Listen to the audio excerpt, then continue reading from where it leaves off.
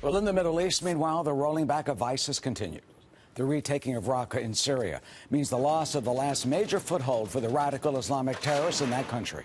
Iraqi forces also have fully recaptured Mosul from the terror group. Now, many in Congress say to fully eradicate the Islamic State, the AUMF, the authorization for the use of military force that was first passed in response to the al-Qaeda attacks on 9/11, well, it must be rewritten. Joining us now for more on this is Indiana Republican Senator Todd Young, a member of the Senate Committee of Foreign Relations, and he is in Bloomington, Indiana tonight. He's also a veteran who served in the United States Marine Corps as an intelligence officer. So, Senator, tonight we thank you for your service in the Marines and thank you as a member of that exclusive club of 100 on Capitol Hill. Welcome. Well, thank you. It's good to be with you. I want to thank all our veterans and their families for their selfless service and sacrifice today. That is for sure. Meanwhile, the AUMF, the authorization is in place. Why does it need to be reworked in your view?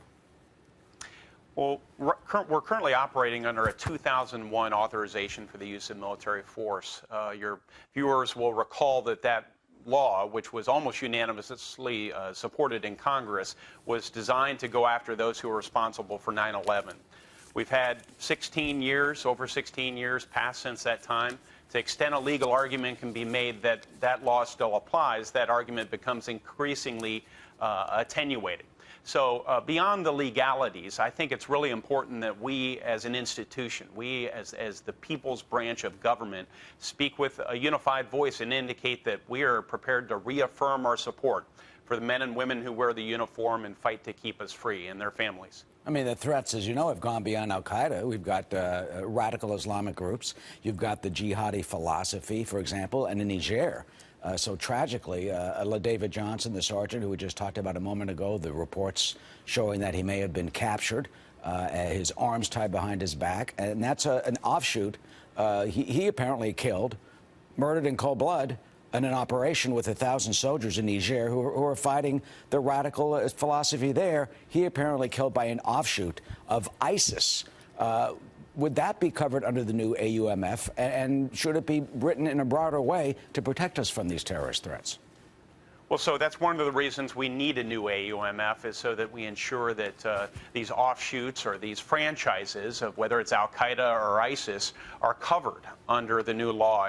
And I've worked ever since March, when I first introduced a new AUMF on this very topic, to come up with mechanisms so that we could cover these groups as they evolve, as they come up with different names, as they occupy different geographies and threaten different populations. And I think we're at a spot, having worked with both Republicans and Democrats, where we're very close to coming up with something that can pass out of Congress and something that will, in fact, cover all these different groups and contingencies while incentivizing members of Congress to continuously review the war plans of this and future presidents.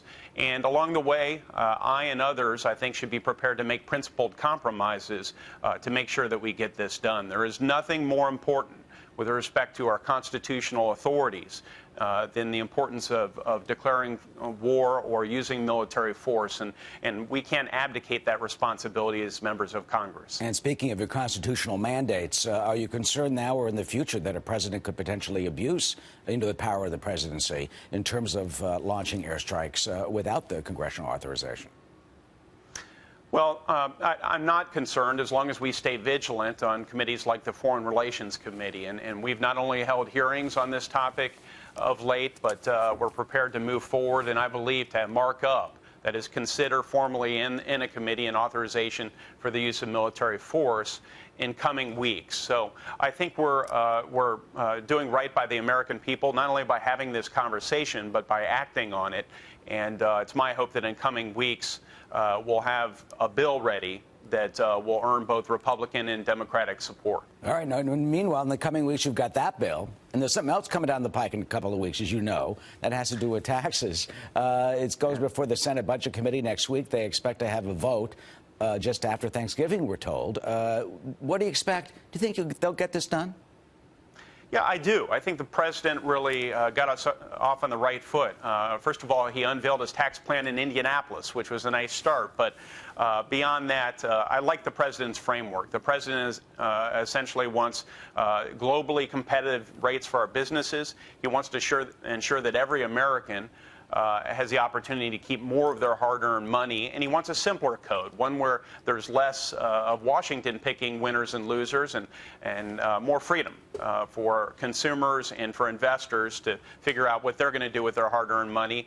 If we do that, we'll grow the economy faster. The Senate just released our bill, and I'm still studying it, but I have to say, I think it fulfills all the president's requirements, and I believe we're going to get this done, hopefully, before the end of the year. Yeah, there's some differences with the House bill. Of course, it'll go to reconciliation. But meanwhile, I mean, there are estimates that while some middle-class taxpayers can get as much as $1,300 or so back, you know, it may raise the taxes on other middle-class taxpayers. How do you balance that out to make sure the middle class isn't hurt?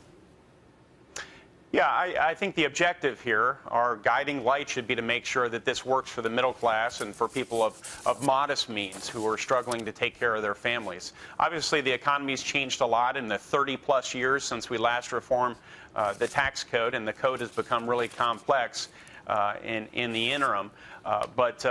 You know, I think if we really focus on the middle class and people of modest means, which I believe we've attempted to do in the Senate bill, then the vast majority of Americans are going to benefit from this. And really, the real benefits are going to be realized not in the first couple of years. The real benefits will be longer term, because as businesses find it more advantageous to invest in their own workers and to invest in the capital that makes those workers more productive, they're going to be increasing the value of all of the work that the American rank-and-file worker does, and that leads to increases in wages. And in the end, that's all the American people want. They want a pathway to opportunity for themselves and for their children and grandchildren, good paying jobs for everyone if they work hard and play by the rules. Senator Todd Young, we thank you tonight. Thank you for your service, as we said before, and you know, get to work on those taxes and also the AUMF, and we thank you for coming tonight from Indiana. Thanks so much, Eric. Of course. Have a good night.